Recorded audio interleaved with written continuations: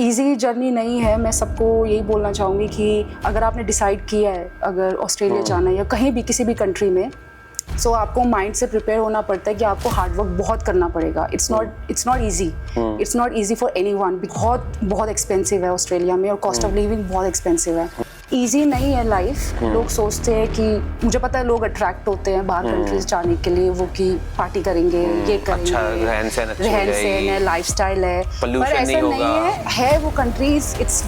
Australia is a very beautiful country, मैं नहीं मना करती हूँ, पर उसके लिए उसमें तपस्या करनी पड़ेगी। तपस्या करनी है। उसके ड्रॉबैक भी है कि आप अपनी फैमिली से इतनी दूर रह रहे हो कि अगर आपको कभी लगता है कि आपको कोई प्रॉब्लम हो जाए, there is no one. Sonali, आप कब से ऑस्ट्रेलिया में रह रहे हैं, कब शिफ्ट हुए थे? मैं ऑस्ट्रेलिया 2014 में शिफ्ट हो गई थी आफ्टर माय मैरिज। एंड जब मैं गई थी वहाँ पे मैं स्पाउस वीज़ा पे थी। And than me my husband both decided that I start my studies. मैंने मास्टर्स की वहाँ पे। मैंने डबल मास्टर्स की। किसमें करी आपने मास्टर्स? मैंने masters in accounting and masters in business administration. So हम दोनों ने डिसाइड किया कि मैं अपनी स्टडीज़ कंटिन्यू करूँगी, क्योंकि जो मैंने मास्टर्स इंडिया में की थी वो वहाँ पे इतना स्कोप नहीं था। मैंने यहाँ पे इंडिया में मास्टर्स इन मास कम्युनिकेशन की थी।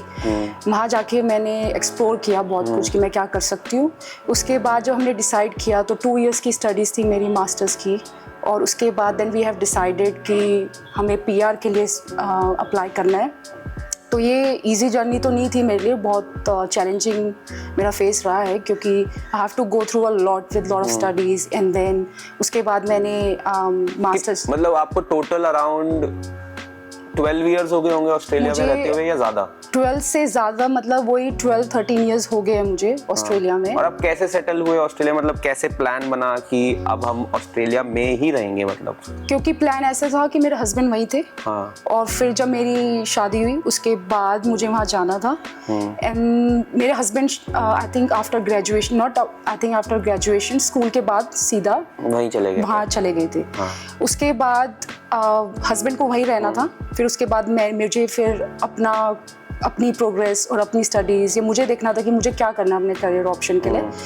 और फिर हमें PR का भी सोचना था, क्योंकि we can't apply visa like study वाला, क्योंकि वो बहुत एक्सपेंसिव है ऑस्ट्रेलिया में और कॉस्ट ऑफ लिविंग बहुत एक्सपेंसिव है। कितनी होती होगी अगर आप जैसे कॉस्ट ऑफ लिविंग बता रहे हैं ऑस्ट्रेलिया में कंपेयर टू इंडिया? एक महीने का पूरा एक्सपेंस रेशियो बनाए तो कितना डॉलर खर्च हो जाता होगा? देखिए, अगर मैं कहूँ कि किसी की जो इनकम है, बेसिकली हम रिच नहीं कह रहे, हम middle class, lower middle class family अगर कोई सेटल हो रही है या कोई कपल रह रहे हो, तो कितना, मतलब इतना तो लग ही जाता है। 2000 तो आपका रेंट में चला जाता है वहाँ पे। $2000 क्योंकि वहाँ पे which would be equivalent to almost 90,000 1 lakh. Correct, क्योंकि वहाँ पे रेंट बहुत महंगा है। और क्योंकि जैसे हमारे होम लोन के इंटरेस्ट रेट हाई हो गए वहाँ पे, सारी चीजें बहुत ज्यादा। और होम लोन के इंटरेस्ट रेट कितने होंगे वहाँ भी? वो डिपेंड करता है 6.1 से लेके 7 पॉइंट। अच्छा, हाँ, तो अभी थोड़ा कम हुआ है बिकॉज मैं मैनेजर हूँ ANZ में, सो मैं करती हूँ home loans and everything. But easy journey नहीं है। मैं सबको यही बोलना चाहूँगी कि अगर आपने डिसाइड किया है अगर ऑस्ट्रेलिया जाना है या कहीं भी किसी भी कंट्री में, सो आपको माइंड से प्रिपेयर होना पड़ता है कि आपको हार्ड वर्क बहुत करना पड़ेगा। It's not easy for anyone, because आपको अपना घर देखना है and then you have to work hard and then you have to go out and then आप शाम को घर आ रहे हो। तो बहुत सारी चीज़ें होती है, चैलेंजेस आते हैं, और कई बार एक बार मेंटल, मैं कह सकती हूँ, ट्रॉमा आता है कि आपको लगता है हम वापस चले जाएं इंडिया, बिकॉज इंडिया में आपकी फैमिली है, सब कुछ है, एंड आप एक सपोर्ट सिस्टम है आपकी। जब फैमिली वहाँ होती है, वहाँ पे कोई नहीं है, यू जस्ट, अगर आप मैरिड हो तो आपके हस्बैंड है और आप दोनों हो, और आप जो दोनों हैं वो चैलेंज फेस करते ही हैं एक दूसरे के साथ भी। तो वो चैलेंज मेरे लिए बहुत रहा है।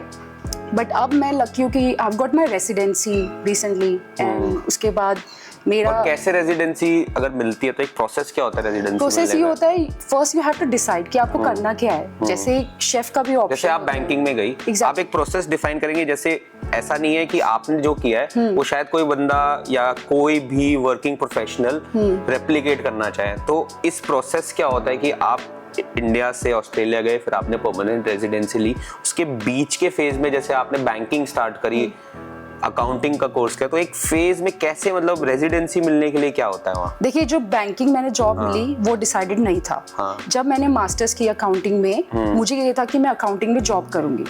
अब जब मैंने मास्टर्स की, उसके बाद you have to work in accounting firm at least for a year, क्योंकि आपको 5 पॉइंट्स मिलते हैं उसके लिए। तो अकाउंटिंग वाला जो मैंने कोर्स किया मास्टर्स, उसमें भी आपको पॉइंट्स मिलते हैं। तो आपको क्या एडिशनल आपको पॉइंट्स आपको कलेक्ट करने होते हैं टू अप्लाई फॉर रेसिडेंसी। उसके बाद then there is another course 1 year professional year, वो मैंने किया, उसका भी आपको 5 पॉइंट्स मिलते हैं। उसके बाद then I have to apply, मैंने नाटी किया, जो हिंदी। नाटी क्या होता है? नाटी होता है आपका लैंग्वेज, जो आपकी हिंदी है, language course. So it's for 6 months. उसमें क्या होता है कि आपको अपनी लैंग्वेज, जैसे इंग्लिश टू हिंदी 2 सेंटेंस आपको दिए जाते हैं, एंड इट्स वेरी एक्सपेंसिव। वो 800 का है एक टेस्ट।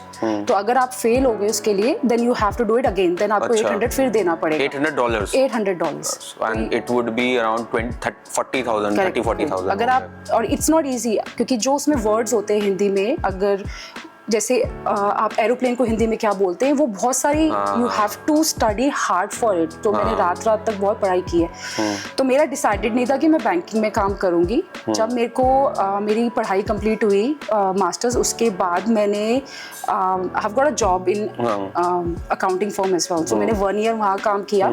उसके बाद मैं अपना 90 and plus 1 important thing, your IELTS, PT और आइल्स होता है जो इंग्लिश एग्जाम है, उसमें आपको 777 लाना होता है। अच्छा, सारे उसमें 7 लाना। करेक्ट। उसमें लिसनिंग, बैंड्स होते हैं, लिसनिंग, स्पीकिंग एंड देन आपका टॉकिंग वाला। तो उसके लिए कई बच्चों का नहीं आता है unfortunately, and they have to. और कितना चाहिए होता है ऑस्ट्रेलिया के लिए? कितने बैंड चाहिए होते हैं? एटलीस्ट 7। और हायर मतलब किसी का 8.5 होता है, तो वो ज्यादा ही रैंकिंग में आप अच्छे हो जाते हैं, या वो मैटर नहीं करता, 7 से ऊपर चलेगा? डिपेंड करता है, हर कोर्स का डिफरेंट उन्होंने आपको पॉइंट सिस्टम बनाया हो। अगर आप नर्सिंग में जा रहे हैं तो नर्सिंग का 6 है, 6 to 6.5 प्रोफेशन के हिसाब से 7 ऑल्सो नर्सिंग के लिए। अकाउंटिंग के लिए 7। अब आप किसी और चीज में, फॉर एग्जाम्पल शेफ करना चाहते हो, तो शेफ का कम होगा। ऐसे डिपेंड करता है, उन्होंने हर चीज के लिए डिफरेंट पॉइंट्स बनाए हुए हैं। देन मेरी जर्नी जो थी, उसके बाद मैंने अकाउंटिंग वर्म में जॉब किया 1 साल। उसके बाद मुझे ANZ में जॉब मिल गई, एंड देन वो जस्ट मेरा पार्ट टाइम जॉब मुझे मिला, क्योंकि they don't give you full time job start के लिए। तो वो जब मेरा शुरू हुआ, देन मेरा हार्ड टाइम था, क्योंकि मैं मैनेज नहीं कर सकती थी इतना सारा, कि अकाउंटिंग में भी, बट अकाउंटिंग मुझे करना ही था क्योंकि मेरे को पॉइंट्स चाहिए थे। तो मैंने 1 ईयर उसमें किया। 5 डेज मैं अकाउंटिंग में करती थी, सैटरडे मैं ANZ में करती थी, एंड देन जो संडे होता था, संडे को मैं अपनी क्लासेस अटेंड करती थी, जो नाटी पूरा। तो आपका अगर वीक लगाएं, अभी हम हमारी डिबेट चलती है कि 40 आवर वीक, 48 आवर वीक, अभी 70 आवर वीक की बहुत ज्यादा बातचीत है, तो आप तो ऑलमोस्ट 70 आवर से ज्यादा ही कर रहे होंगे पूरे हफ्ते के लिए। पूरे हफ्ते के लिए। तो उसमें ये कि आपको 2-3 साल तो आपको देने ही पड़ेंगे उस कंट्री में, चाहे आप कुछ भी कर लो। अगर आपने सोचना है कि आपको PR चाहिए और उसी कंट्री में आपको मूव होना है, तो आप माइंड से सोचो कि मेरे को करना है और मैं करूंगी या करूंगा, जो भी है। तो उसके लिए माइंड आपका बहुत प्ले करता है वो चीज़ स्ट्रांगली, कि मुझे पता था कि मुझे पता था मैं 7 दिन मुझे मेहनत करनी है और 5 दिन मेरे को वहाँ जाना है। ANZ जॉब जो था, मेरे को छोड़ना नहीं था। मुझे पता था, जब मैंने इनिशियली जब स्टार्ट किया, मुझे पता था मेरे को उसमें करियर बनाना है अपना। मैंने सोच लिया था कि मैं अकाउंटिंग नहीं करूँगी, मैं ANZ में जाऊँगी, क्योंकि मुझे अच्छा लगता है लोगों से बात करना, और वहाँ पे आते हैं। और उसमें आप क्या है कि जब आप स्टार्ट करते हो एज अ टेलर क्या होता है, वहाँ पे एक बेसिक आपकी फर्स्ट जॉब लगती है मेनली, वो आप टेलिंग से ब्रांच में शुरू कर सकते हो, जिसमें आपका कैश विड्रॉल एंड डिपॉजिट सब होता है।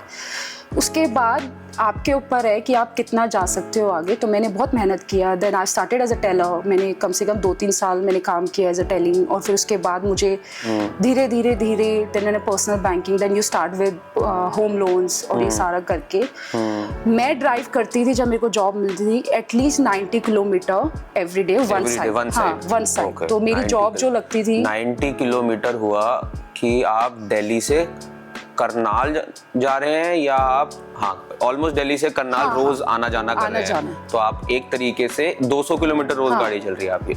तो मैं वो सिर्फ एक आपका 1 वे था, फिर आपको वापस भी आना है। तो मेरा 5 दिन जॉब ऐसा था फिलिप आइलैंड में, बहुत फेमस जगह है ऑस्ट्रेलिया, मेलबर्न में टूरिस्ट बहुत जाते हैं वहाँ पे।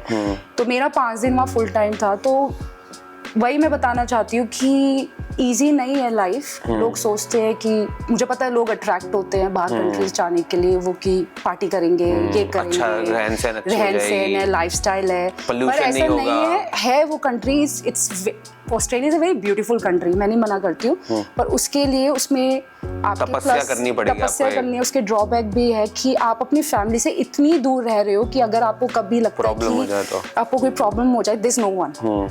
आपके फ्रेंड्स हैं but you still miss your family. कई बार क्या होता है, आपको 1 मंथ का ही टाइम मिलता है पूरे साल में, वो आपकी एनुअल लीव होती है, और वही 1 साल में 1 महीना है कि आप छुट्टी पे आ सकते हो।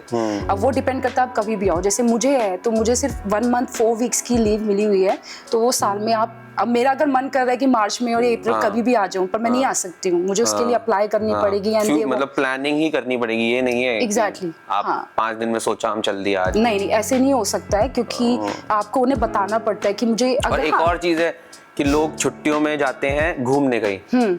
जो लोग बाहर रहते हैं इंडिया से और इंडियन होते हैं, वो छुट्टियों में अपने ही घर आते हैं। मतलब उनके लिए छुट्टियां हैं कि अपने घर चल जाते हैं। देखो मैं ऑस्ट्रेलिया के अलावा कहीं नहीं गई हूँ अभी तक। मतलब मुझे 13 साल हो गए इस कंट्री में, 13 इयर्स मुझे हो चुके हैं।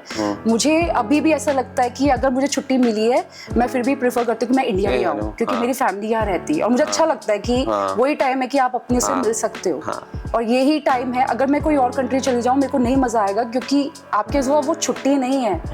तो अभी तक मैं किसी और कंट्री नहीं गई हूँ। मतलब यहाँ पे मैं हमेशा कोशिश, और ये सबके साथ है वहाँ, मोस्टली जो इंडियंस वहाँ रह रहे हैं वो कोशिश करते हैं जब भी उनको टाइम मिला है कि वो इंडिया ही आए।